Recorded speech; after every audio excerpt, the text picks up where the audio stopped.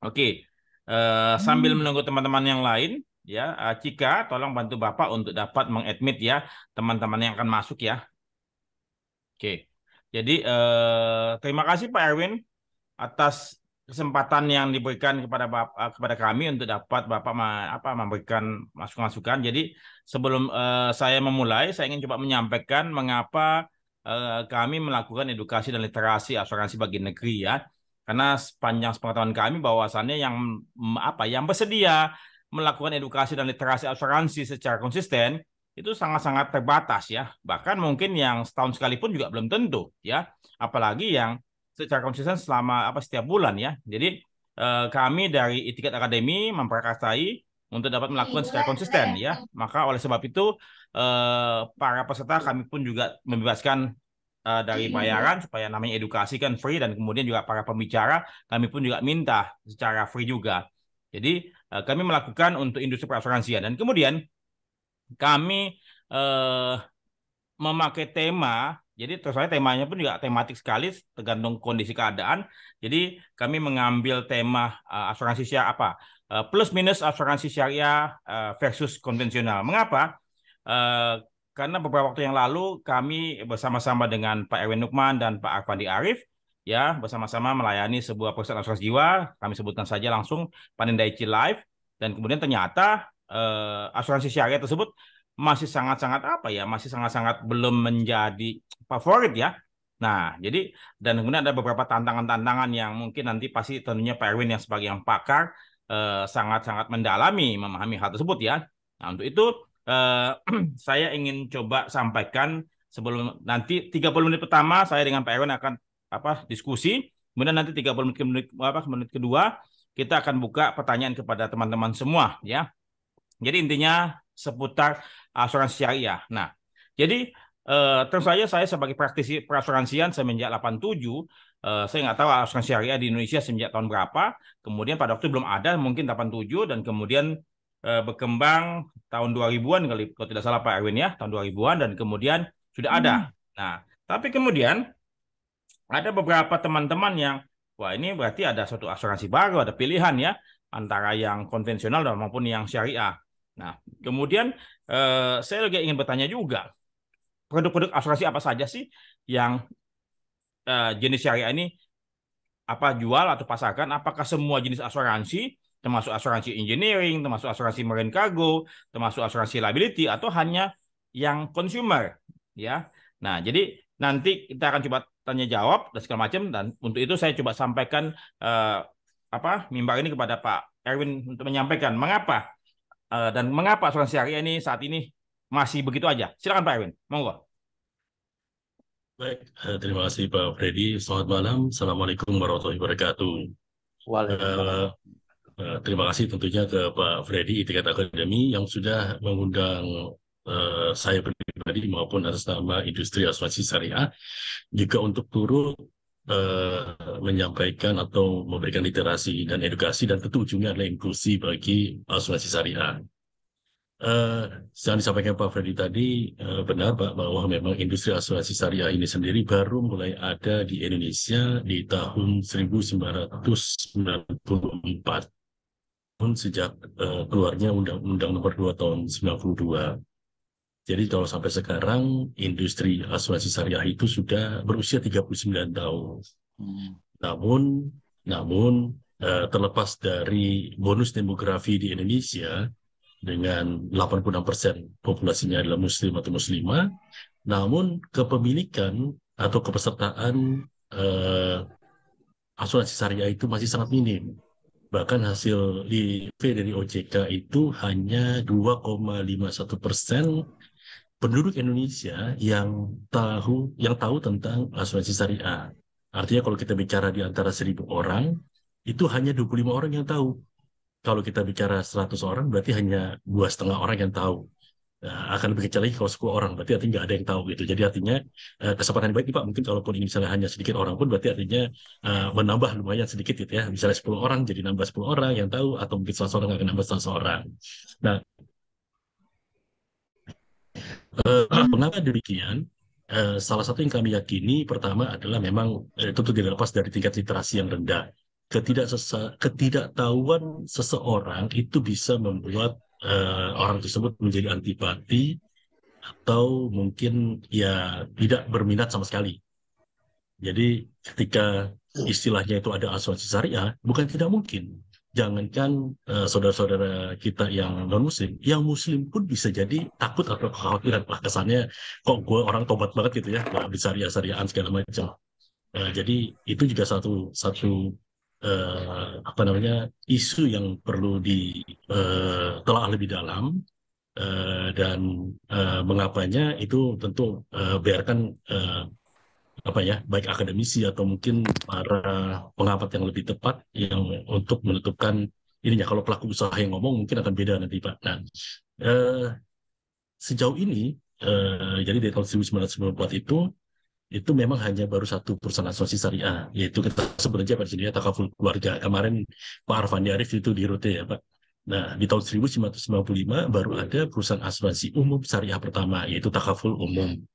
Lanjut, fatwa tentang asuransi syariah itu sendiri baru ada tahun 2001. Artinya sebenarnya di Indonesia ini terjadi kekosongan pengaturan lah. Karena fatwanya aja baru ada kurang lebih 7 tahun sejak pertama kali ada.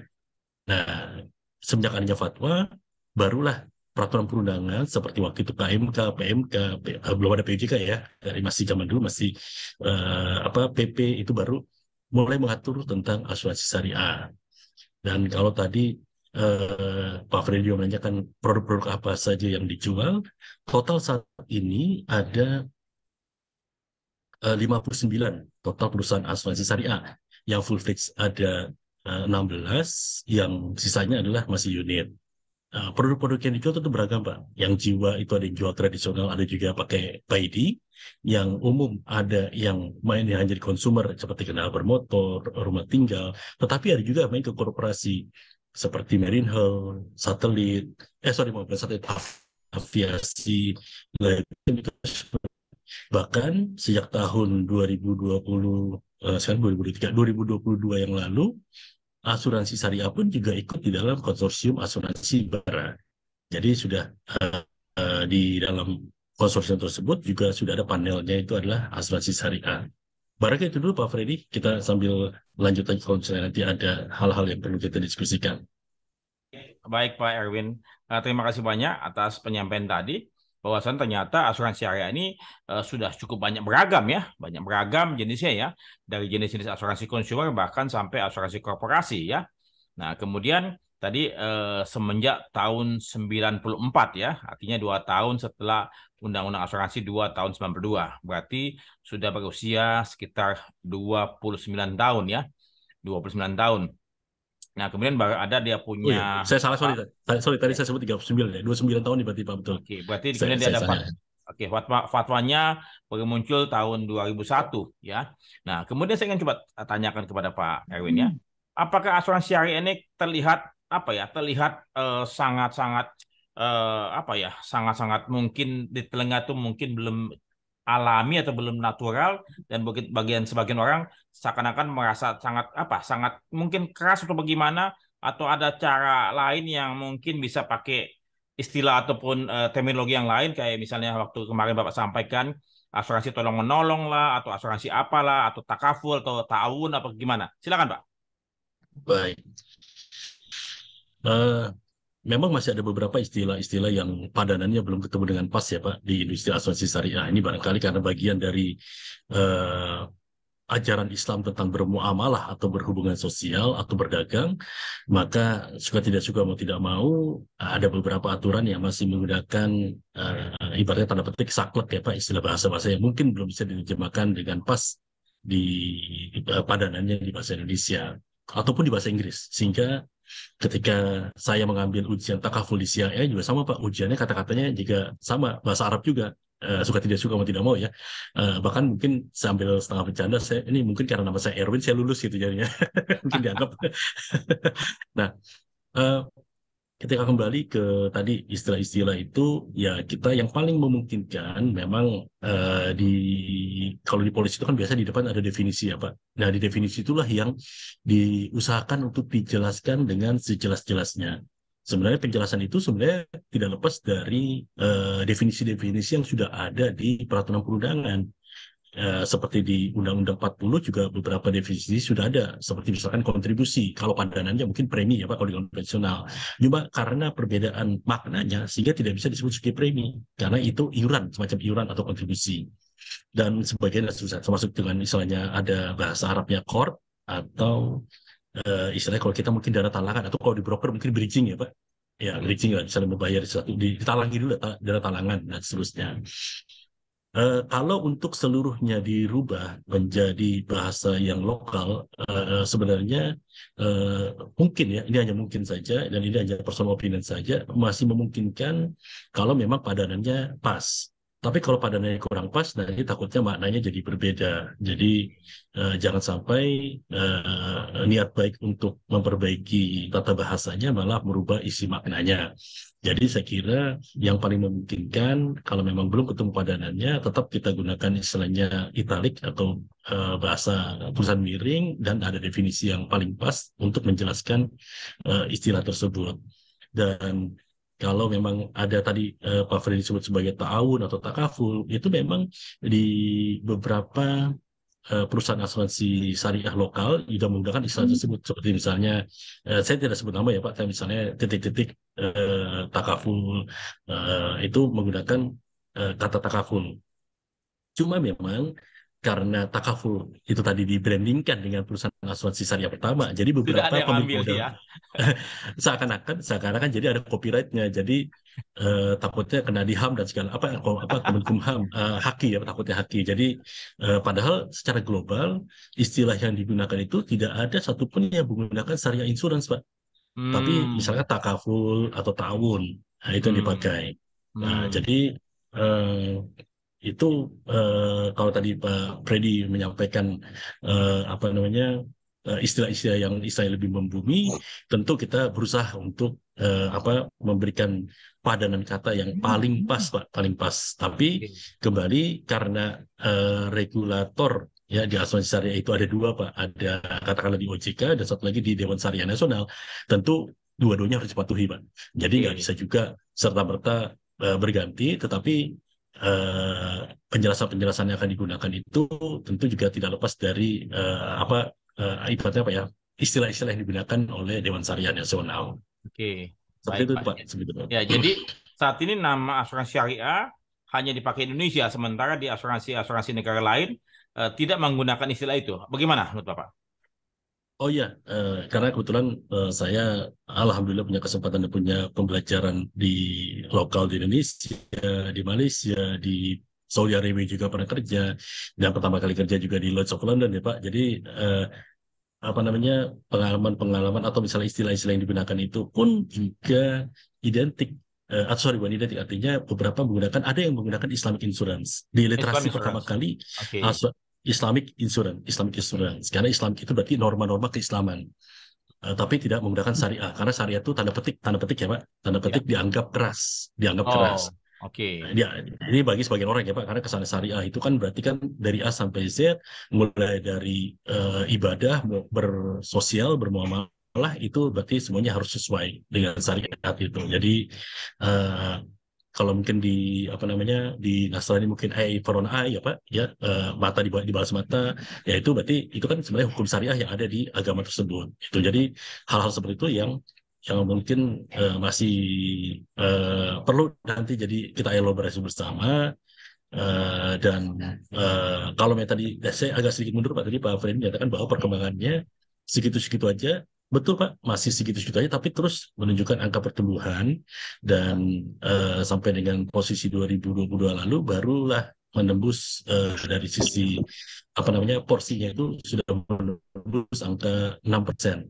Jadi sudah menembus angka psikologis 5%, karena seakan-akan ada apa ya, ada 5% trap yang membuat orang-orang itu ya kayak kerdil, dan atau ibaratnya apa ya, kayak bonsai lah, kira-kira kayak gitu. Oke. Jadi baik Pak, terima kasih atas penjelasan Bapak. Kemudian kan judul kita punya tema hari ini adalah plus minus asuransi syariah versus konvensional. Nah, saya sendiri bukan paham apa syariah, sementara bapak saya percaya paham syariah, paham juga konvensional. Nah, jadi daripada saya ngomong, mendingan bapak aja yang ngomong deh. Apa sih plus minusnya Pak? Tentunya kan pasti nggak mungkin konvensional tuh plus semua. Kemudian sebaliknya syariah minus semua, ataupun sebaliknya demikian. Bapak coba sampaikan apa plus minusnya syariah dan konvensional. Silakan Pak. Barangkali nomor satu kita akan take side keharusan atau kewajiban bagi seorang Muslim untuk bermuamalah dengan secara syariah ya Pak. Karena kalau itu berarti clear ya Pak, tidak bisa diperdebatkan lah titik gitu. Jadi kita akan bahas yang sisi lain mungkin dari aspek kalau sosial religi kita tidak bahas, tapi mungkin dari sisi apa namanya istilahnya cuan ya Pak, di sisi cuan lah ya, di sisi cuan. Oke, yang pertama barangkali ada plus, masing-masing ada plus minus Pak. Yang pertama mungkin kalau di konvensional itu produknya lengkap Pak, dari A sampai Z ada semua. Karena skala bisnisnya sudah terpenuhi dengan lebih mature, artinya ekonomi sosialnya sudah terpenuhi dan talenta-talentanya juga sudah lebih mumpuni, networkingnya juga jauh lebih baik lagi dan seterusnya dan seterusnya. Di situ satu sisi ada kelebihan dari konvensional. Di sisi lain, kalau untuk syariah, barangkali yang paling dekat ya adalah adanya kesempatan untuk menolong orang lain, regardless latar belakang agama, regardless warna kulit, regardless latar belakang politik atau segala macam, itu ada kesempatan untuk menolong orang lain. Kenapa? Karena konsep dan akadnya itu adalah bersepakat untuk saling tolong menolong satu sama lain. Jadi gimmick yang bisa diberikan di asuransi syariah adalah kesempatan untuk menolong orang lain, bukan untuk ditolong. Kalau asuransi secara umum kan berarti kan tangan di bawah ya Pak, menantikan klaim baru dapat manfaat. Nah kalau di syariah kesempatan untuk menolong orang lain, untuk menolong orang lain. Jadi kalau kita lihat di teori Maslow berarti itu paling tinggi ya Pak, piramida paling tinggi, paling atas, tangan di atas, udah self actualization, itu bisa untuk menolong orang lain. Itu keren banget rasanya gitu Pak. Karena Oke. Indonesia, warga Indonesia, masyarakat Indonesia ini kan sebenarnya kan dikenal dan terkenal sebagai penduduk yang paling dermawan sedunia. Jadi sebenarnya kalau konsepnya itu asuransi tadi dikembalikan kepada konsep dasarnya menolong orang lain, ya itu mungkin ya nanti ke depannya akan terjadi shifting atau perubahan. Yang kedua, Oke. ini itu tadi bicara satu. Ya, di konvensional sendiri tentu ada beberapa atau hampir semua risiko bisa ditanggung atau bisa diakses, Pak. Eh, misalkan kalau di maaf. Misalkan di apa asuransi jiwa mungkin hampir semua risiko critical illness atau mungkin sampai dengan bunuh diri pun bisa dijamin. Tetapi kalau di asuransi syariah tentu ada pengecualian yang tidak bisa dijamin seperti bunuh diri atau mungkin penyakit apa namanya kelamin HIV dan seterusnya itu tidak bisa dijamin dan ininya. Nah kalau untuk asuransi syariah sendiri kelebihan yang lain ada yang disebut sebagai alokasi surplus underwriting. Jadi karena konsep dasarnya dana yang dikumpulkan itu adalah milik para pemegang polis atau peserta, jadi itu bukan milik perusahaan. Jadi perusahaan hanya sebagai pengelola. Jadi mungkin kayak Pak Freddy, mungkin mohon maaf ya Pak, ini di tempat Bapak yang lama, Bapak sebagai hanya perantara, megang uang orang Pak. Tapi uang uang aslinya itu bukan uang Bapak. Nah, ini sama kira-kira, ya asuransi syariah sama. Itu uang bukan uang si perusahaan asuransi syariah, tetapi dia hanya mendapatkan amanah untuk mengelola. Sehingga apabila terjadi kelebihan atas dana tersebut, maka perusahaan asuransi syariah itu bisa membagikan kembali kepada para peserta, tentu dengan syarat-syarat tertentu ya, misalkan dia tidak pernah klaim, atau mungkin dia loss recordnya bagus, atau dan seterusnya, atau mungkin paymentnya tidak pernah telat, dan seterusnya, dan seterusnya. Kira-kira itu dulu Pak, ya, biar kita Oke. nanti open for discussion kalau nanti ada yang Terima lain. kasih Pak Erwin. Tadi saya garis bawahi bermuamalah, berbuat baik, menolong orang lain atau sosial ataupun charity ya. Jadi kalau saya lihat kita nih ada beberapa apa ya, ada beberapa jenis bisnis. Kalau saya pernah membuat sekitar tiga jenis bisnis. Pertama bisnis sosial ya, bisnis sosial itu lebih kepada kayak misalnya edukasi ataupun rumah sakit. Nah, ternyata di sini ada bisnis sosial nih, asuransi syariah gitu ya. Jadi tidak semata-mata hanya untuk mendapatkan keuntungan ya. Sementara asuransi lainnya yang non syariah itu betul-betul cari keuntungan, begitu Pak ya. Itu. Nah, kemudian ada profit sharing. Nah, kalau misalnya ada profit sharing, berarti ada loss sharing dong. Bagaimana menurut Bapak? Ya Pak. Jadi konsep dasarnya hampir mungkin kalau kita kali gampang mungkin ya kalau mau mungkin bagian kali mohon maaf dengan segala rasa hormat bagi eh, rekan-rekan atau para pemirsa yang lain untuk membayangkan nih apa binatang apa sih yang asuransi syariah kesannya aneh banget gitu ya. Yang paling mudah itu mungkin melihat konsep atau pola atau skema yang ada di koperasi, Pak. Di koperasi. Koperasi itu sama, Pak. Kalau untung dibagi sama-sama.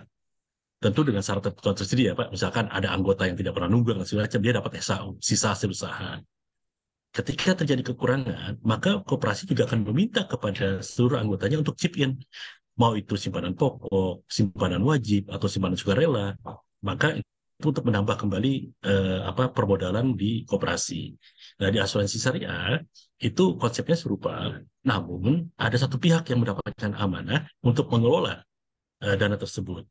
Kalau ada keuntungan dibagikan kepada si pemegang polis atau peserta, dan si pengelola tadi bisa saja kebagian dapat ya Pak, upahnya dapat. Ya. Tetapi kalau seandainya terjadi kurang kerugian, yang which is kalau ini terjadi berarti surat cinta OJK sudah sampai ketiga nih Pak. Karena berarti RBC di bawah 100%. Ya, karena kan dana klaim dengan dana uang yang ada, kalau 100% aja berarti kan sudah surat cinta ketiga berarti pasti Pak. Karena di bawah 120 pasti surat cinta pertama. Nah, kalau itu terjadi, tapi kalau misalkan the worst scenario terjadi, maka keluar yang disebut sebagai dana talangan atau core, Pak. Dana core. Dana core itu dikeluarkan dari uang si investor atau si perusahaan asuransi syariah. Kapan dikembalikannya? Yaitu dengan cara nanti ke depan ketika ada perbaikan atau kalau di bahasa bahasa OJK-nya berarti RPK ya Pak, rencana perbaikan keuangan ya. Nah, itu artinya kan begitu tahun ke depannya berjalan bagus bagus bagus bagus. Kalau tahun ke depannya jelek jelek jelek ya selesai tutup Pak itu Pak. Saya yakin nggak bakal bertahan. Jadi Oh, artinya jadi bisa tutup surat juga, cinta Pak ya? OJK kan nggak bakal lama-lama.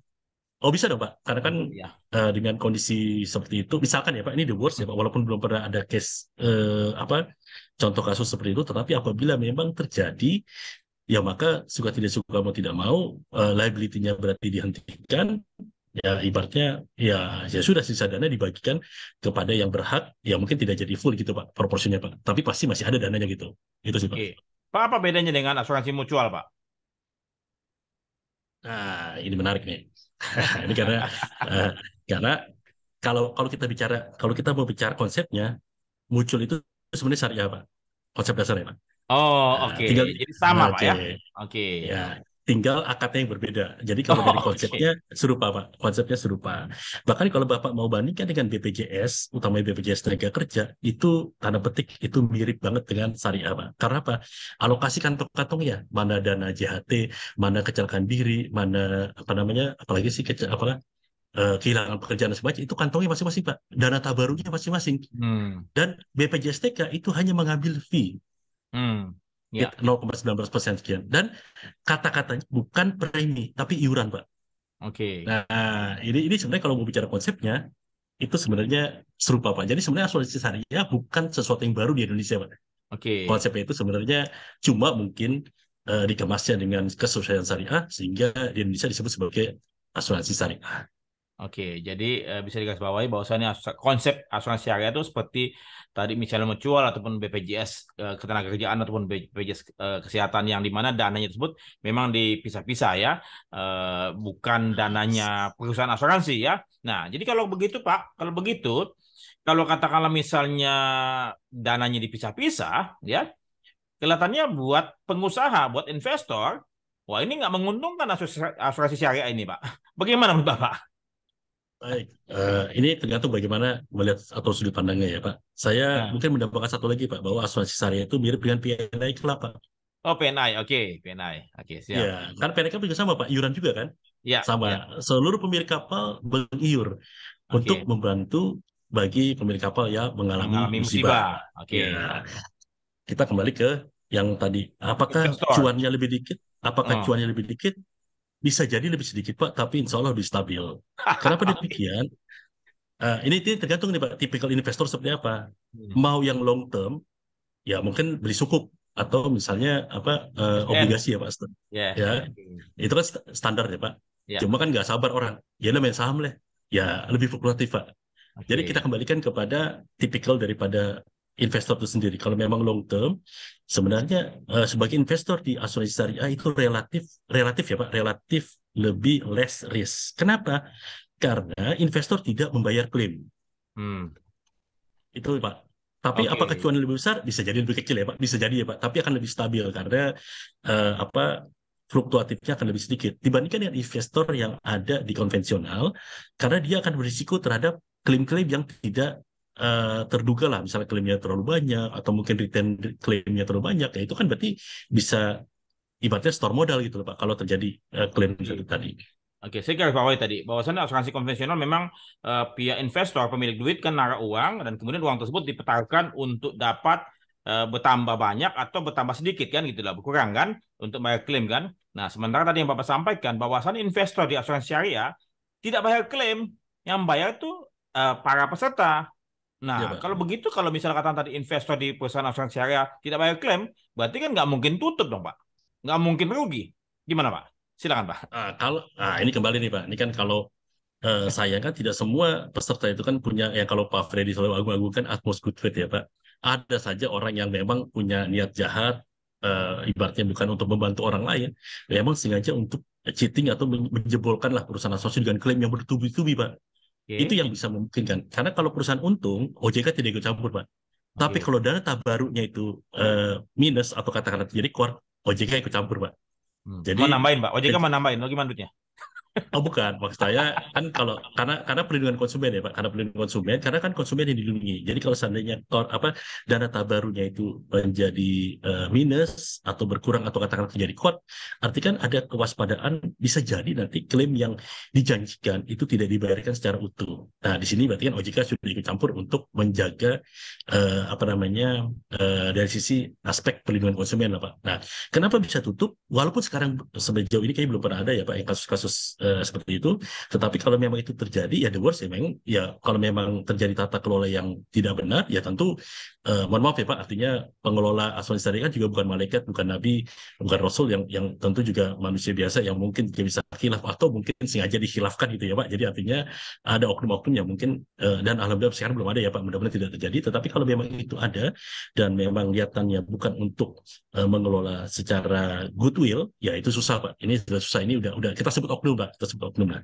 Tapi kalau tadi Bapak bilang nggak mungkin tutup, ya namanya apa investasi ya tetap ada risiko Pak. Walaupun minim. Nggak tadi maka saya kalau saya garis bawahi tadi adalah less risk Pak. Lebih risikonya lebih sedikit.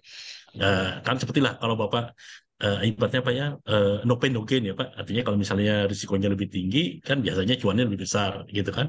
Atau kebalik ya Pak, kalau misalnya mau hasil lebih besar tentu risiko lebih tinggi. Kalau mau yang stabil ya tentu hasilnya juga biasa-biasa aja, tapi risikonya akan lebih stabil. Jadi kayak tipikal apa kalau zaman dulu kalau dana reksa itu ada apa? Ada melati, ada mawar dan seterusnya gitu Pak. Kira-kira gitu Pak. Oke, jadi kalau misalnya dalam reksadana tuh syariah tuh lebih kepada apa pendapatan tetap ataupun pasar uang, Pak Ya, ya. Lebih kayak betul. begitu ya. Kenapa tetap Pak Jadi kira-kira gitu? Ya kalau kira-kira mau gitu Pak. cuan gede ya jangan ke syariah pengusahanya kan. Tapi kalau mau cuan terus jangka panjang, monggo silakan. Nah, kemudian bagi agen asuransi, Pak, mana menguntungkan, Pak? Jualan asuransi syariah atau asuransi konvensional, Pak? Karena teman-teman kita sini ada agen, Pak. Silakan, Pak. Kalau dari sisi itu tidak ada perbedaan ya Pak, karena dari sisi skema benefit dan segala macam saya kira sama. Karena memang dari struktur apa namanya acquisition cost segala macam, kalau yang diatur OJK berarti sama-sama diatur OJK Pak. Misalkan kira bermotor maksimum 25% ya sama ya Pak. Tapi kalau misalnya untuk asuransi jiwa ya berapa yang didapatkan juga sama aja gitu. Jadi artinya hampir apa namanya hampir Tidak ada tidak ada bedanya. perbedaan ya Pak. Oke. Hampir tidak ada Kecuali perbedaan. kecuali engineering fee, Pak. Wah, itu kayaknya out of context ya Pak kayaknya. Kalau itu nggak susah tuh Pak kalau kayak gitu Pak. Kalau kalau kita bicara yang tata kelola yang baik tentu tidak ada IF, tidak ada additional fee dan segala macam ya Pak. Tapi artinya kalau memang itu ada, ya saya kira kita bicara itu sebagai anggapnya sebagai oknum lah Pak yang akan Iya, iya, iya, merusak iya. pasar. Iya. Ya. Karena begini, Pak, terus saja begini, Pak. Teman-teman kan tahu bahwasannya tarif itu diatur kan ya untuk properti maupun kendaraan motor kan. Dan kemudian semenjak tahun 2017 kemudian gonjang-ganjing semua awal-awalnya mematuhi, Pak, mematuhi baik yang syariah maupun konvensional. Tapi ke belakang-belakang begini seperti Bapak tahu lah kita punya industri ini, mohon maaf ya, Pak. Di depan iya iya iya tapi di belakang balik lagi Pak kelakuan, Pak ya. Masih juga itu. Dan kemudian ada teman-teman yang dari umum yang konvensional awalnya mereka patuh, Pak. Tapi kemudian satu persatu mereka punya leasing company, kok pindah ke toko sebelah. Waduh, kalau begini gua patuh, gua mati sendirian tuh. Ya. Dan kemudian ada teman-teman yang di syariah. Dia nggak bisa bawa, nggak bisa. Enggak, dia mesti patuh kan. Hasil ya Ya. udah yang tadi banking ataupun leasing company yang main motor vehicle, yang main engineering fee, ya pasti nggak ada di syariah. Ya, kalau masih ada di syariah, kemungkinan besar syariahnya yang mungkin nakal, mohon maaf, atau leasingnya yang bersedia menerima cukup 25 saja. Bagaimana menurut Bapak? Silakan. Jadi gini Pak, kalau leasing sendiri kan ada dua skema pembiayaan Pak. Ada yang konvensional dan ada yang syariah. Kalau yang syariah suka tidak suka mau tidak mau berdasarkan POJK-nya, jadi harus menggunakan asuransi syariah Pak. Oke, berarti ada Nah, pasarnya ya. ya? Ada Ada pasarnya. pasarnya Pak. Bank juga Oke. sama Pak.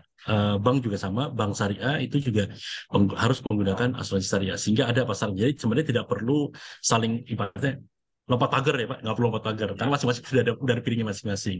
Oke. Jadi kalau fieldnya mungkin berbeda, tentu skemanya akan lebih sorry bukan skema apa namanya porsi atau lahannya akan lebih kecil di syariah ya Pak karena masih kecil ya Pak rata-rata industri keuangan syariah itu mungkin masih di bawah 8% sehingga atau bank aja baru 12%. Jadi saya kira itu masih masih di bawah 10% secara total. Jadi artinya playing fieldnya lebih kecil tetapi mungkin lebih tersegmentasi karena apa? Karena yang syariah sudah pasti ke syariah gitu Pak. Itu sih itu yang ininya ya Pak. Nah, Oke. satu tambahan tadi saya agak terlewat juga mungkin Pak. Ini mungkin satu-satunya nih Pak. Karena tadi Bapak tanya, kalau untuk agen apa untungnya? Agen kan maunya kan kalau ada klaim dibayar terus ya Pak. Iya, iya. Satu-satunya aturan tentang ex gratia itu ada di pengaturan asuransi syariah Pak. Di Hmm. POJK 72. Di konvensional nggak ada. Sehingga apa? Hanya best practice saja yang diandalkan.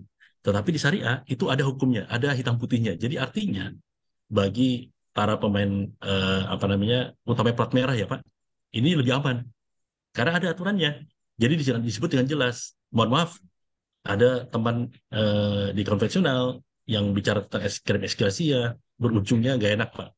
Hanya Apa tuh? karena hanya hanya klaim ex gratia ya ya tahulah Bapak di kasus di sana mantan saya Pak dulu ya kayak gitu kan itu kan nggak enak gitu. Tapi kalau di syariah itu kan ada aturannya. Jadi kalau misalnya memang nanti ada jaksa penuntut umum yang menyatakan ini nggak boleh, oh ada kok POJK-nya. Oke. Seperti itu Pak, Ada gitu. jelas. Jadi lebih lebih secure lah ya. So, Ada semua eskasia semua ya. semua semua ada semua Pak, ada terjelas. Jadi artinya tidak bisa nanti apa my words against your words gitu ya Pak.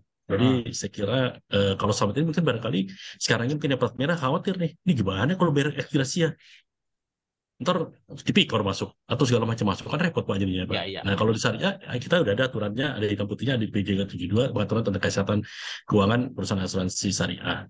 Gitu sih Pak. Oke, sebelum saya ke Tapi peserta. kembali, Ya. sebenarnya Pak, saya disclaimer juga, jangan sampai berarti semua aspirasinya dihajar atau diterima semua nggak juga Pak. Tentu ada karena Disclaimer ya. karena Oke. karena karena karena tetap harus meminta masukan atau pendapat dari Dewan Pengawas Syariah apakah diperkenankan atau tidak diperkenankan Pak. Artinya sama aja, tapi artinya sudah ada hitam putihnya. Itu yang penting Oke, gitu Pak. Gitu thank sih you Pak. Pak Erwin. Jadi karena sudah 19.33, sebelum saya lanjutkan pertanyaan saya lepas kepada para peserta yang telah malam hari ini hadir.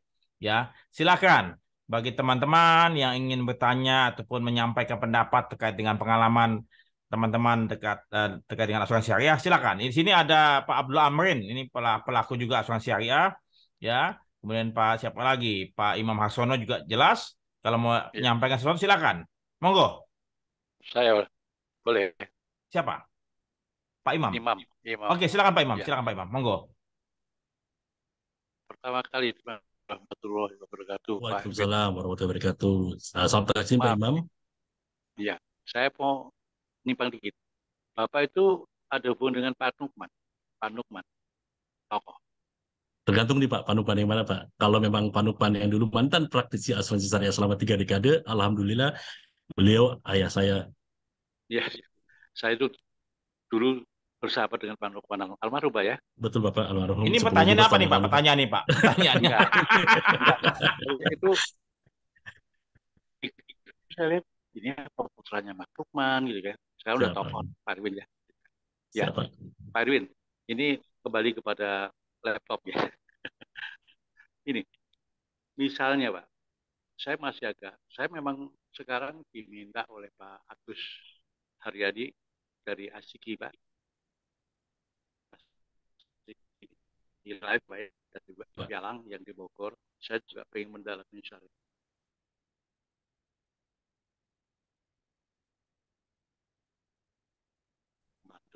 Nah, pertanyaan saya adalah dalam tertanggung ya istilahnya itu user mengasurasikan kepada asuransi syariah. Memang kalau dia apa namanya syariah harus ke syariah kan gitu Pak ya.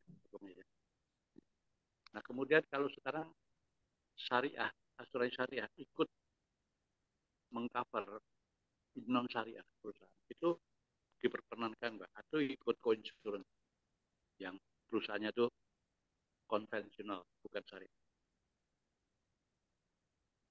Paham ya Pak Novan ya? Ya Pak, ya. Iya, itu ya. Tapi tadi saya jelas, jadi saya baru dapat masukan banyak istilah syariah. Syariah ini tolong menolong saya suka sekali Pak. Ya. Apalagi sekarang kita ojur gitu ya. Gitu Pak Novan. Itu aja mungkin satu, mungkin yang lain kita beri kesempatan untuk bertanya. Terima kasih Pak Imam. Monggo langsung Pak Erwin. Ya. Baik, terima kasih Pak Imam. Pertama, barangkali saya mesti disclaimer nih Pak Freddy. Saya salah gaul Pak. Karena sebagian besar teman-teman ayah saya seperti kalau ketemu kemarin Pak Edi Darante, ada siapa, ada Pak Sofyan Manandi, itu kan itu rekanan atau peer dari almarhum ayah saya ya Pak. Ini saya gaul nih, saya salah gaul nih Pak. Oke, baik. Di sini mungkin ada Pak Gusne dan segala mungkin kalau misalnya di Pak Abraham di Stimra itu ada Pak Gusne ini atau itu kan cuma ya peer almarhum ayah saya. Tapi kembali ke sini, kembali ke laptop. Selamat takzim Pak Imam, nanti insya Allah mungkin kapan-kapan berkunjung ke Bogor ya Pak, di dekat Air Mancur sana Pak. Baik. Terima kasih.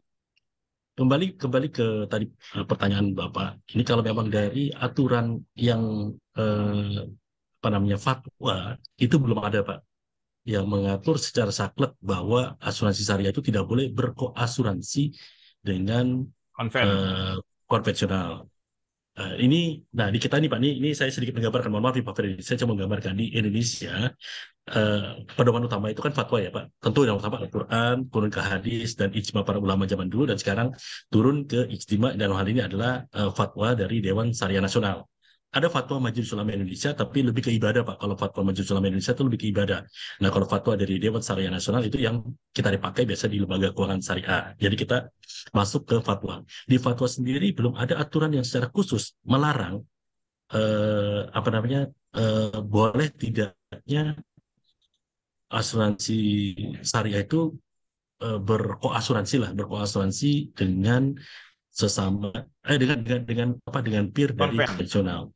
Kalau asuransi syariah mereaskan ke konven itu jelas boleh, ada fatwa dari POJ. Nah, kalau di fatwanya dilarang, di OJK juga dilarang, jadi udah kekunci. Ya, POJK 39 diperbuat dengan POJK 15 itu dikunci. Nah, tapi untuk koas itu tidak ada aturan yang mengikat. Nah, inilah mulianya hubungan bersosial Pak Freddy. Bukan berarti telanjang tidak melanggar. Semuanya tidak melanggar. Jadi kalau di Islam itu, kalau bermuamalah bersosial itu bebas kecuali ada hal-hal yang dilarang. Misalkan kita mau belajar, kita mau makan, itu bebas Pak. Kecuali yang dimakan itu yang haram, nggak boleh. Kalau misalnya kita belajar maling misalnya gitu, ya itu nggak boleh Pak. Atau berkomplot untuk apa namanya, istilahnya kalau beritikat jahat lah, itu kita nggak boleh. Nah itu nggak boleh. Nah kembali ke tadi, karena tidak ada aturannya, jadi dikembalikan kepada opini dari Dewan Pengawas Syariah di masing-masing perusahaan. Jadi untuk sementara Pak Imam, bisa jadi di perusahaan A itu tidak diperkenankan oleh DPS-nya, sementara di perusahaan B bisa jadi diperkenankan oleh DPS-nya. Kenapa? Karena ini belum ada aturan yang mengikat. Masing-masing tentu punya dalil Pak. Ya ini Pak Freddy, inilah apa namanya, keragaman yang luar biasa di mohon maaf ya, kami seperti kami ya Pak, di kami ini 14-15 hari ke depan ini orang ribut nih Pak, puasanya mulai kapan ya, hari apa padahal puasa itu jelas 1 Ramadan Pak. Nanti sama mau lebaran juga sama, ini ribut nih kapan lebarannya, nanti mau hari Kamis, 1 Jumat, 1 Minggu segala macam. Yang pasti kalau lebaran itu 1 Syawal itu Pak, itu yang penting, kita sepakat itu dulu. Nah kembali ke tadi Pak Imam, inilah indahnya Pak, keberagaman Pak. Artinya bisa jadi di tempat Bapak tidak diperkenankan, apalagi Pak Agus kan pengurus inti di Dewan Syariah Nasional ya Pak, sebagai ketua IKNB lagi, IKNB di Dewan Syariah Nasional, bisa jadi beliau tidak merekomendasikan, tapi bisa jadi di tempat lain memperkenankan Pak. Nah, tentu ada syarat-syaratnya. Diperkenankan dengan syarat, misalkan polisnya terpisah, kemudian akadnya dibedakan dengan leader dan sebagainya, sebagainya. Tapi itu dikembalikan ke ranah dari Masing perusahaan. DPS. Ya Pak, seperti itu. Oke, terima kasih Pak Erwin. Buat teman-teman yang lain yang bagi ingin mau bertanya atau menyampaikan pendapat terkait dengan seputar asuransi syariah plus minusnya dibandingkan dengan konven, kalau misalnya belum ada, berarti otomatis saya akan bertanya lagi nih kepada Pak Erwin ya. Tadi bahwasannya kan bisnis asuransi syariah itu dari bank syariah ataupun dari leasing syariah ya. Nah, kemudian saat ini kan sudah ada reasuransi syariah Pak ya. Nah, sehingga seluruh bisnis dari perusahaan-perusahaan asuransi syariah tersebut baik jiwa maupun umum berarti harus masuk ke reasuransi syariah tadi Pak. Begitu. Betul Pak. Oh. Kalau baik dari fatwa maupun dari POJK itu sudah dikunci Pak, harus ke reasuransi syariah. Tetapi perlu digarisbawahi Pak, bukan terkunci hanya di dalam negeri. Jadi di luar juga sudah ada atau banyak ya Pak, ada banyak perusahaan reasuransi syariah. Contohnya yang paling dekat di Desember tahun lalu Pak, tepatnya tanggal 2 Desember, 2 Desember, 1 Desember, apa di awal Desember, Asosiasi Asuransi Syariah Indonesia sudah menandatangani MOU dengan Islamic Insurance Association of London. Di London itu sudah ada 15 sindiket yang ibaratnya menyediakan kapasitas reasuransi dengan prinsip syariah. Ini di London ya Pak. Ya, ya, ya. Di Malaysia tentu kita tahulah banyak. Ya. Di Thailand Pak, di Thailand itu sudah ada 6 perusahaan asuransi yang menjalankan usahanya dengan prinsip syariah. 2 asuransi umum, 4 asuransi jiwa syariah. Jadi artinya saya ingin kembali lagi, ingin menggambarkan bahwa dari sisi bermuamalah tidak ada batasan bagi kami untuk berhubungan dengan siapapun. Bahkan kalau ekstrimnya ya Pak, saya kemarin saya lupa bahwa di tren itu biasa saya bawa botol tumbler. Saya cerita ke Bapak masalahnya. Pasti saya bawa botol tumbler. Ya itu Pak, kopi yang ada logo Squidward-nya itu. Karena dari unsur kesyariaan, walaupun pemiliknya katakanlah orang Yahudi, tetapi dari unsur kesyariaan itu lebih syar'i dibandingkan, ya saya tinggal di Tebet Pak. Dekat sana ada warung yang terkenal, warung legend ya Pak, warung legend ya, warung legend yang dulu pakai teknologi touchscreen Pak, geser sana baru ambil makanan gitu Pak. Nah itu secara prinsip syar'inya lebih syar'i itu beli kopi, kita tahu speknya seperti apa, kita bayar, hak kita, baru kita minum. Makanan-makanan fast food, walaupun bukan berasal dari Indonesia, atau katakanlah pemiliknya pun non-muslim, tetapi secara prakteknya itu sudah menjalankan prinsip yang sesuai dengan kaidah syariah Pak. Negara-negara Eropa, itu by law, mereka mensyaratkan semua restoran harus pasang harga di depan Pak. Tujuannya buat apa? Untuk menghindari kalau di kita disebut sebagai goror, ketidakjelasan Pak. Kita selama ini kita masuk ke restoran yang tradisional ya Pak. Makan ini, kita nggak tahu harganya Pak. Bisa ditembak ya? Ya. Bapak kalau berturut makan seminggu dengan porsi yang sama, harganya bisa beda-beda Pak. Nah itu termasuk ketidakjelasan dalam bertransaksi. Nah hal ini yang sebenarnya hal-hal yang kalau dibicara dari syar'inya ya tentu lebih syar'i yang tadi ya Pak, yang kita clear, kita mau speknya mau apa, minumnya apa, makannya apa, kemudian kita sudah bayar, hak kita masuk ke perut kita Pak, insya Allah halal. Oke, jadi saya tertarik sekali Pak, bahwasan tadi Bapak bilang Yahudi dan Eropa ternyata sudah menjalankan suatu konsep yang menyerupai syariah. Begitu Pak ya? Menyerupai syariah ya. Ya mungkin buat mereka nggak tahu namanya apa, tapi menyerupai syariah ya, yang seperti dipahami oleh teman-teman kita ya. Nah jadi saya pikir juga itu sangat bagus sekali bila mana memang konsep ini tadi kembali lagi secara terbuka, atmosfer good faith, dan kemudian apa adanya tanpa tanda petik berusaha untuk mengambil keuntungan yang berlebihan daripada konsumen. Oke, tadi ada apa? Hanya satu perusahaan reasuransi syariah Indonesia Pak ya, betul ya? Hanya cuma satu ya? Ada empat Pak. Udah 4, tapi sudah spin off atau masih gabung? Oh, masih unit Pak. Jadi 1 yang full fledged dan 3 masih bentuk unit. Dan informasinya di tahun tahun depan atau 2 tahun ke depan itu akan ada lagi satu perusahaan reasuransi syariah yang langsung berdiri secara penuh, Pak. Oke, berarti ada 2 ya. Nah, kemudian kalau kata tadi misalnya ada retensi nasional, bahwasannya kalau kita mesti menempatkan semua risiko kita di reasuransi Indonesia, dan kemudian mesti harus 6 yang menolak, sementara kan kita punya 2 yang syariah kan. Nah, ini bagaimana mendapatkan suatu pembenaran sebelum kita lari ke luar negeri, Pak, gitu. Gimana, Pak? Oh, baik. Kalau di aturan POJK 14 kan berbeda, Pak. Pak, POJK 15 kan berbeda, Pak. Di kita hanya 2 yang ditolak udah cukup, Pak. Oh, oke. Bukan 6, Pak, ya? Beda, Pak. Bukan 6, Pak. Kalau konven, ya. Kalau konven wajar 6, Pak. Karena kan semuanya ada, reas saja ada 7. Terus seeding ada berapa? Hampir 80. Jadi saya kira no excuse ya, Pak. Kalau 6 sih gampang lah dicari alasannya. Tapi kalau di kita cukup 2 ditolak, itu udah bisa langsung ke sana. Oke. Sepanjang benar-benar bisa dibuktikan bahwa perusahaan di luar negeri pun juga menjalankan ya prinsip syariah, Pak. Yang sudah terdaftar lah ya, yang ada kerjasama ya. Oke, kemudian Pak, kalau seseorang yang mau menjual asuransi syariah, haruskah mereka punya sertifikasi, misalnya agen ataupun broker? Kalau mereka belum punya sertifikasi asuransi syariah, tidak boleh dagang asuransi syariah, atau bagaimana, Pak? Silakan, Pak. Ya, Pak. Baik. Sesuai POJK 69 ya, Pak, setiap tenaga pemasar, kita sebut tenaga pemasar ya, Pak, karena bisa meliputi agen, bisa meliputi bank asuransi, kemudian juga BUSB, itu kalau ingin memasarkan produk asuransi syariah, itu wajib memiliki sertifikasi sesuai dengan jenis usaha. Dalam hal ini, kalau dia ingin menjual asuransi jiwa syariah, maka dia harus mendapatkan lisensi atau sertifikasi asuransi jiwa syariah. Kalau dia mau jual produk asuransi umum syariah, maka ia pun harus mendapatkan lisensi atau sertifikasi asuransi syariah. Kalau selama ini mungkin Pak Freddy, misalnya agen asuransi umum itu ke AUI, asuransi jiwa itu ke AJI. Nah, kalau asuransi jiwa syariah, asuransi umum syariah itu ke ASI, Pak. Dan kami sudah memiliki lembaga sertifikasi profesi sejak tahun 2014 dan sudah menjalankannya. Dan sudah running ya, Pak, dan kita sudah total tenaga pemasar asuransi syariah untuk agen ya, Pak, saat ini sekitar 265.000 orang, Pak, se-Indonesia, Pak. Waduh, berarti ASI duitnya banyak dong nih, Pak, ya? Alhamdulillah, Pak. Jadi kalau nggak saya nggak jadi gaji, Pak. Ya. Jadi kemudian tadi mengenai tadi ya agen yang harus punya lisensi syariah. Kemudian kalau loss adjuster, ya kan ada loss yang gede.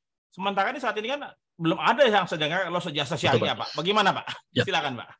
Baik, mungkin agak mundur ya, Pak. Nggak usah kalau sudah Pak. Pialang, Pak. Oke. Pialang dulu ya, Pak, satu-satu. Pialang tidak ada kewajiban. Beda dengan di Malaysia. Di Malaysia itu kalau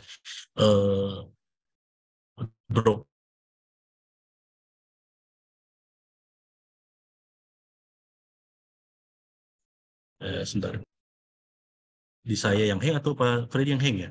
Iya, saya nggak tahu juga nih, Pak. Saya punya kayaknya nih. Okay. Saya silakan, Pak. Silakan. Oke, baik. Pialang itu di Indonesia tidak atau belum ada kewajiban memiliki lisensi syariah, Pak. Tetapi ya, Pak, dengan tidak ada keharusan bukan berarti tidak bisa mengeksplor lebih dalam karena pangsa pasarnya ada. Saya mau izin, Pak, besok ini hari ini saya Rabu ya, hari Jumat malam saya ngajar di Apari, Pak. Sudah 3 tahun saya ngajar Apari tentang materi atau subjek asuransi syariah. Ini udah tahun ketiga, Pak. Sebelum pandemi, berarti hampir 4 tahun ya, berarti taruhlah ya sebelum pandemi, Pak. Sebelum pandemi. Dan artinya apa? Artinya memang, dan hampir semua pertanyaan, mohon maaf ya, Pak, ini hampir semua pialang itu saya ngajar 2, Pak. Yang pertama tentang market review di awal pembukaan dan masuk syariah. Di market review aja orang udah nanya tentang syariah. Ini pialang-pialang ya, Pak. Ya regardless agama yang bersangkutan, tapi pertanyaan menarik karena ternyata potensinya ada dan mereka sudah menjalankannya, Pak. Nah, yang jadi masalah ketidaktahuan sehingga peluang ini dan mulai diisi sedikit demi sedikit. Minimal setidak-tidaknya ketika ada yang tanya tentang syariah, minimal mereka tahu atau setidaknya pernah dengar tentang asuransi syariah, tinggal di dalamnya aja, Pak. Nah, kalau kita baca di undang-undang definisi daripada seorang pialang itu kan dia tidak terbatas hanya menjadi intermediary bagi perusahaan asuransi, tetapi juga bisa bagi asuransi syariah, Pak. Ini padanannya ada, Pak. Jadi untuk menjadi pialang asuransi maupun asuransi syariah. Jadi artinya boleh diperkenankan. Nah, itu kalau pialang ya, Pak. Nah, Di loss adjuster, kata-kata yang sama juga sama, Pak. Untuk melakukan penilaian jasa penilaian kerugian di asuransi maupun di asuransi kerugian. Asuransi syariah maksudnya. Oke. Tetapi memang tidak ada kekhususan. Cumanya Pak, ketika nanti ada beberapa katakanlah risiko yang atau klaim yang ternyata penyebabnya tidak dijamin di dalam polis. Kalau secara umum misalkan ya Pak, misalkanlah ini yang paling gampang kali ini ngambil contoh adalah misalnya life insurance Pak. Life insurance kalau di syariah itu yang namanya suicide, bunuh diri atau attempted suicide itu dikecualikan Pak. Karena di sudut pandang keislaman, dosa paling besar yang bisa dilakukan seorang manusia, yang pertama tentu syirik kepada Tuhan, ya, itu nggak boleh. Itu nomor satu jelas.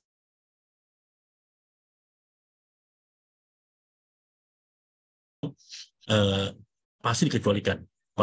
Nah, misalkan ada attempted suicide, bagaimana tahunya? Kalau di konvensi kan bisa aja ya, melewati misalnya berapa 2 tahun misalnya, maka dijamin. 2 tahun, betul. Dan 2 tahun. syariah itu perlu pendalaman untuk itu. Oh, oke. Iya. Artinya perlu pendalaman, Pak. Artinya suka tidak suka tidak mau, loss adjuster pun juga, apalagi nih Pak, kalau di Aceh syariah namanya konun Pak. Ini sesuai perjanjian Helsinki. Jadi apa damai Indonesia dengan Aceh, yaitu salah satu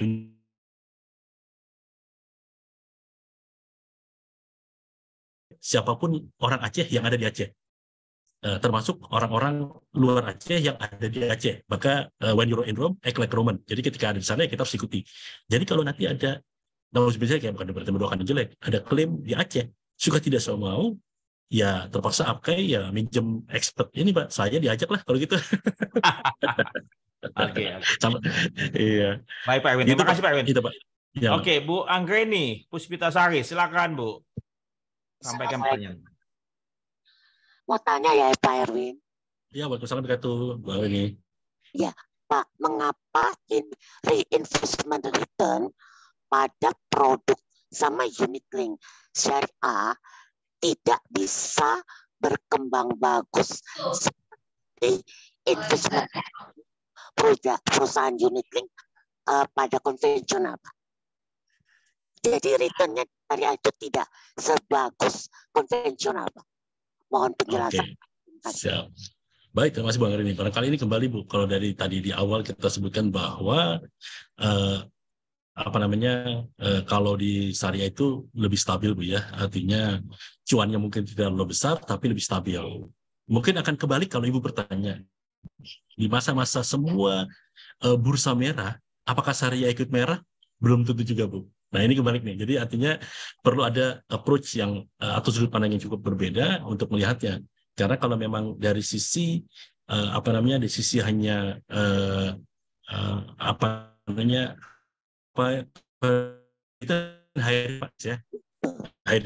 sehingga risiko akan lebih tinggi. Tetapi tentu return-nya bisa jadi lebih tinggi. Dan di syariah itu relatif investasinya itu lebih stabil, bahkan boleh dikatakan lebih sustain. Kalau kita mundur kembali di beberapa kali terjadi resesi global, mungkin 2008, kemudian 2012 kemarin, itu lebih stabil, lebih katakanlah terkoreksi paling kecil, paling sedikit. Jadi kalau memang mengharapkan cuan yang luar biasa kaget, ya mungkin kayak ibaratnya daily trader, ya itu untungnya bisa jadi gede gitu ya. Tapi itu di kacamata kesyariahan itu termasuk yang spekulatif, termasuk kategori yang tidak diperkenankan.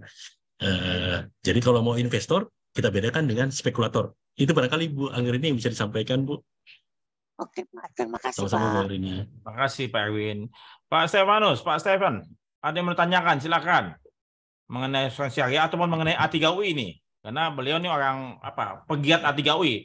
Saat ini Pak Erwin ini adalah mewakili juga Dewan Asuransi dan ASI, Pak. Silakan Pak, monggo.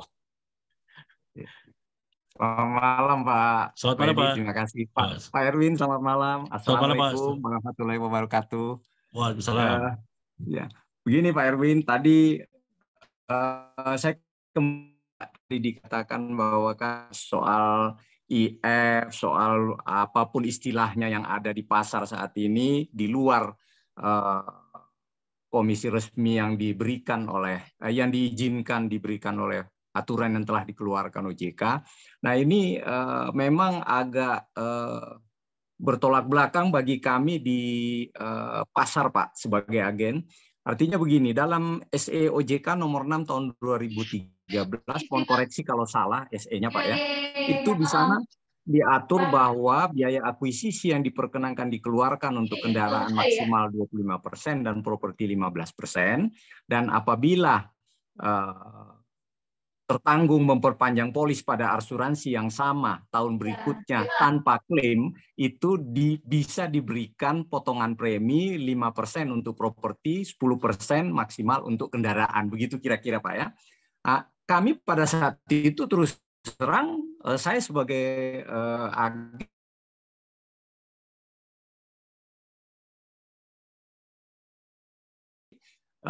dengan adanya aturan SE OJK nomor 6 2013 tersebut. Tetapi dalam perjalanan yang saya kira tidak lebih dari 6 bulan setelah itu, muncul lagi aturan baru Pak.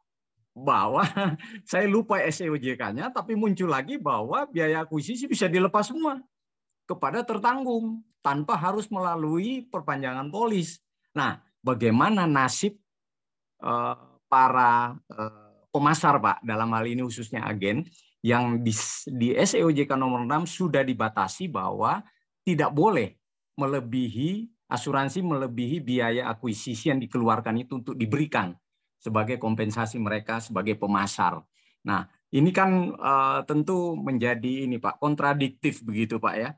Nah, kalau tidak ada biaya lain yang seperti Bapak sebutkan.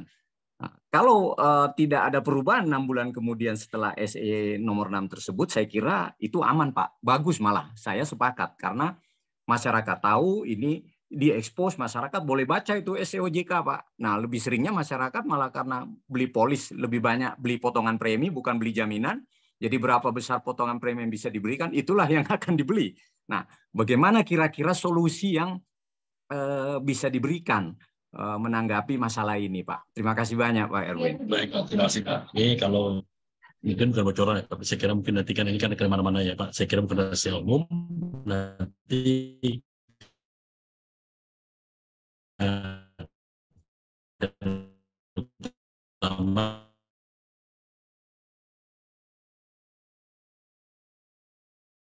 adequate, apa namanya, reserve yang adequate, penerapan atau keharusan adanya aktuaris perusahaan itu sudah menjadi top priority dari regulator. Nah, kalau yang tadi Bapak sampaikan, ini barangkali karena ini ranahnya ada ranah regulator dan mungkin kami di asosiasi hanya bisa meneruskan sebagai penyambung lidah dari pelaku usaha ya Pak. Ini juga dari sisi market conduct ini kan juga nggak sehat sebenarnya Pak, dalam artian tidak ada batasan dan segala macam. Tetapi nanti Pak, ini walaupun mungkin kita mesti bersabar sekitar 1 tahun, berapa? 9 bulan lagi ya Pak, karena 1 Januari 2025 akan berlaku PSAK 74 atau penerapan dari IFRS 17, di mana perusahaan asuransi konvensional itu hanya boleh CSM, ya, Contractual Service Margin. Artinya itu harus benar-benar berhitung Pak, berapa fee yang bisa diambil. Kenapa? Karena di sebelah kanannya dia harus reserve untuk bayar klaim. Ini yang kalau kemarin saya sebut sedikit ya Pak Freddy, ini sudah semacam kayak mirip-mirip asuransi syariah saat ini. Di asuransi syariah udah dipisahkan nih Pak. Yang satu untuk fee untuk perusahaan, yang satu untuk bayar klaim. Nanti 2025, ini mirip-mirip kayak gini Pak. Mirip-mirip kayak gini. Walaupun tentu di PSAK 74 lebih lengkap ya Pak. Nanti satu persatu polis sudah dihitung.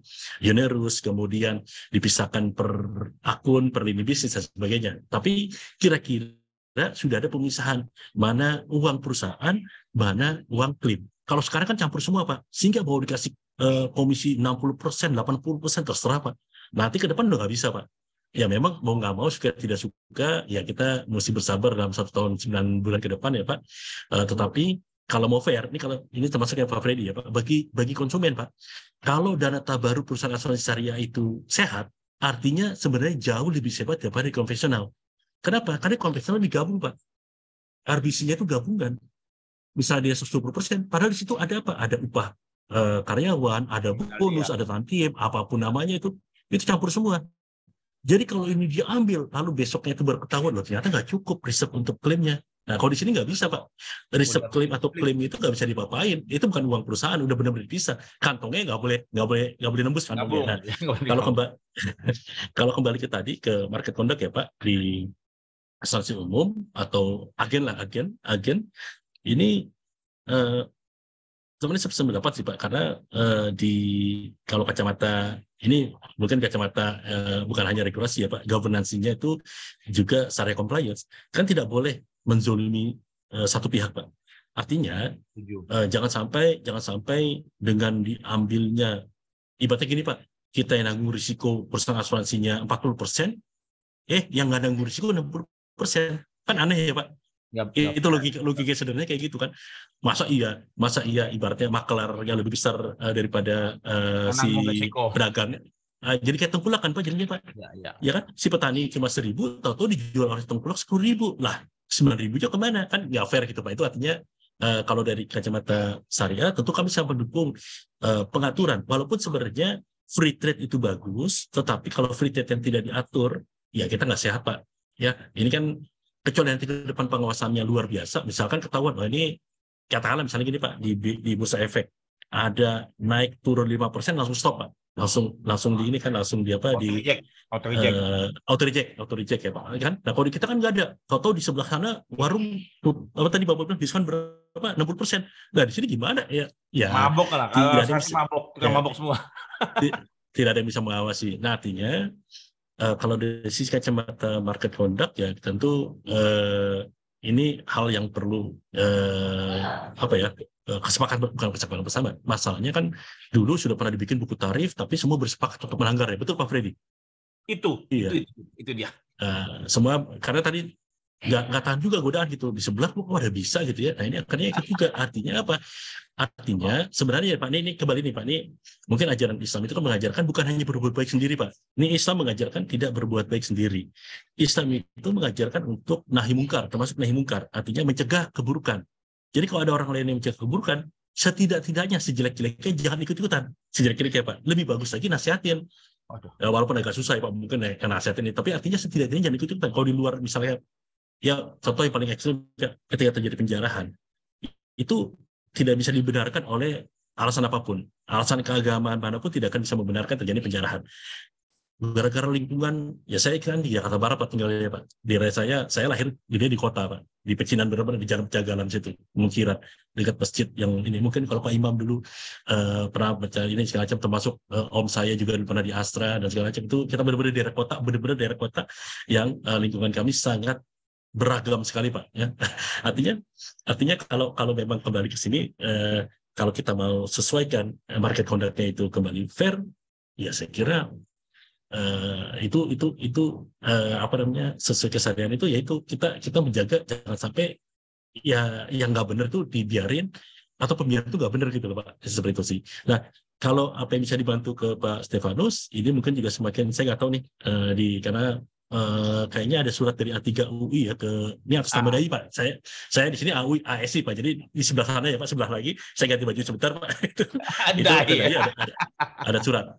Saya sampaikan ke Pak Freddy, di DAI itu semua kolektif kolegial, artinya keputusan bersama Pak. Jadi sama seperti kayak ASEAN, ketika Timor Leste itu diterima, seluruh anggota harus bersepakat. Kalau ada satu yang belum bersepakat, ya berarti belum bisa diterima atau mungkin ada hal-hal yang mesti berarti anggota yang tidak setuju kita ganti aja. Jadi ini memang belum sempat di rapat anggota ya Pak, karena memang persyaratan penerimaan itu harus rapat anggota Pak. Nah sementara ASI baru penggantian ketua umum dan AUI akan sebentar lagi. Jadi kelihatannya akan menantikan kepastian dari kedua. Ini kan ini strategis ya Pak. Jadi artinya belum bisa diputuskan dalam waktu dekat. Seperti itu sih Pak Stefanus Pak. Salam kenal Pak. Ya. Terima kasih Pak Erwin. Jadi terus saja saya pun juga termasuk pegiat supaya A3UI ini bisa masuk ke anggotaan DAI Pak. Tidak ada suatu hal yang semestinya bisa diterima dalam hal penolakan, karena dalam hal berserikat dan berkumpul mestinya semua orang punya hak yang sama. Begitu Pak Erwin ya, seperti yang Bapak sampaikan kepada saya. Kayaknya Pak Freddy menggunakan kata-kata saya, kebebasan berserikat dan berkumpul kan itu dijamin oleh undang-undang Pak. Undang-undang dasar itu. Siap. Oke, Bu Mega silakan. Bu Mega Permata, dibuka aja silakan. Assalamualaikum. Salam. Waalaikumsalam warahmatullahi wabarakatuh. Saya mau tanya nih Pak Erwin, terkait tadi sih sebenarnya masih terkait dengan investasi sih ya Pak. Jadi kalau kita perhatikan memang kan maksudnya oke, kalau tadi Pak Erwin investasi di syariah itu mungkin lebih stabil atau seperti itu gitu ya, returnnya memang tidak tidak tinggi-tinggi gitu atau susah lah ya mendapatkan yang lebih tinggi dibanding konvensional misalkan. Nah tapi itu tuh jadi kayak ini juga nggak sih Pak, untuk kita yang di industri jadi kayak agak bingung juga nggak sih untuk yang kayak membuat suatu produk gitu ya, kalau kita bikin antara syariah dengan konvensional, ketika kita mau menawarkan sesuatu produk yang memiliki misalkan kaya benefit gitu misalkan ya di belakang gitu.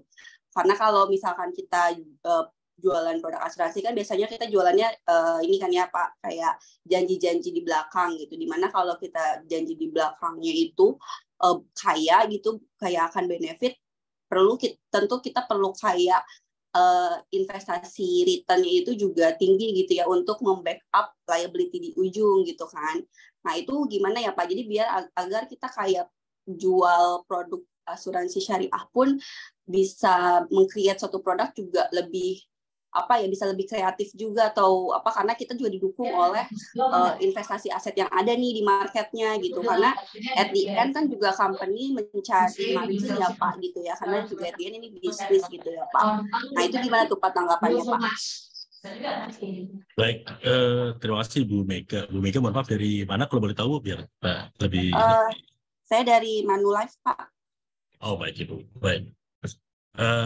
Kalau mundur sedikit Bu ya, mungkin ini Pak Freddy, saya dari habis sunatan Pak, pernah dulu sunatan saya keluar di kelas 3 kelas 4 saya lupa, ada kelas SD Pak. Saya beli emas Pak, zaman dulu udah investasi emas Pak. Dulu masih harganya Rp9.000 Pak. Per gram? Per gram. Waduh. Sekarang kalau cek Pak 1 juta Pak. Berarti Bapak juga ya, jadi konglomerat nih Pak saat ini Pak ya? Sayangnya belum Pak. Amin aja. Amin. Tapi artinya kembali gini Bu Mega, kalau memang mau, itu tadi ada satu produk investasi berarti sekitar mungkin 20 tahun itu berarti berapa tuh Pak gain itu berarti sekitar taruhlah 5% ke 100% Pak. Enggak, dari 9.000 jadi 1 juta Pak. Berapa jadi sekarang tuh? Banyak banget jadi Pak. Iya. Berapa kali lipat tuh? 10.000 berarti 100 kali lipat Pak. 100 kali lipat ya. Artinya itu kan sebenarnya semua produk yang bisa digunakan di syariah, karena ada di tadi amandemen perubahan PJK 72, investasi dalam emas kan diperkenankan di syariah. Di konvensional kayaknya tidak diakui. Jadi ini satu kesempatan sebenarnya. Kalau misalkan ya logam mulia itu kalau di syariah di konvensional, misalkan ada PAID yang dikaitkan dengan investasi emas, nggak diakui Pak kalau di konvensional, karena nggak diakui sebagai admitted aset. Tapi kalau di syariah itu diperkenankan investasi dalam bentuk logam mulia. Artinya kalau dengan menggunakan tren ya kan biasa ya Pak, kinerja masa lalu tidak menjanjikan masa depan ya Pak Freddy, betul ya Pak. Tapi artinya dengan mengandalkan kita tadi, arti dari 9.000 saya beli dulu sampai sekarang 1 juta 1 gram, kan artinya sudah terjadi berapa? 1.000 kali, berapa? 100 kali ya Pak? 100 kali lipat. Artinya mungkin investasi lain tidak ada yang seperti itu ya Pak dalam waktu 20 tahun. Apakah ke depan juga?